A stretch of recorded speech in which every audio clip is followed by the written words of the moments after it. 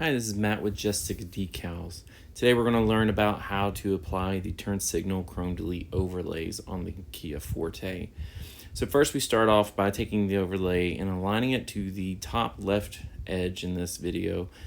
So the more narrow, sharp point of the turn signal chrome section. We're going to kind of lay it on the flat portion of that chrome section first, trying to avoid any kind of air pockets or creases. And I'm just going to bring it all the way down to the more rounded, contoured portion of that piece of trim. And it's okay to kind of pull and angle the vinyl as we're kind of straightening it along the edge of the trim to make sure it has a good fit. So now we're going to go along that front contoured edge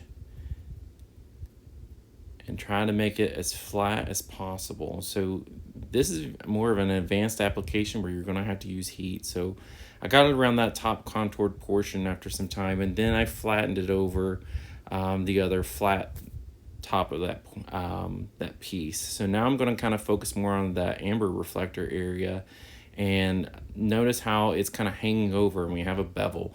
So in order to get that bevel covered, we have to use our application card, use the felt side of that application card.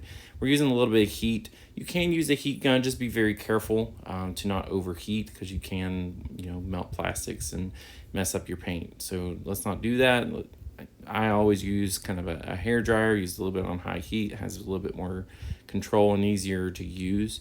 And so now I'm using my application card to kind of push the remaining edge of that vinyl into the crease of the trim between the reflector and that chrome trim, and also the headlight as well.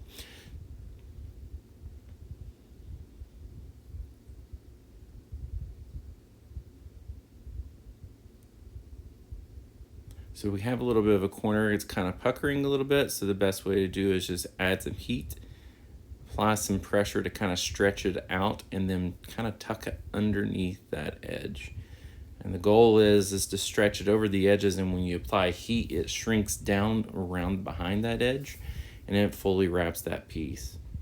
So now that we've got that top edge and the flat edge of that chrome piece, we're now going to tackle the last remaining beveled edge, which is the bigger piece.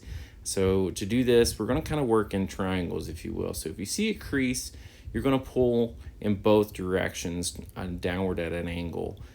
This pulls the vinyl and stretches it slightly, but also kind of pulls that wrinkle out.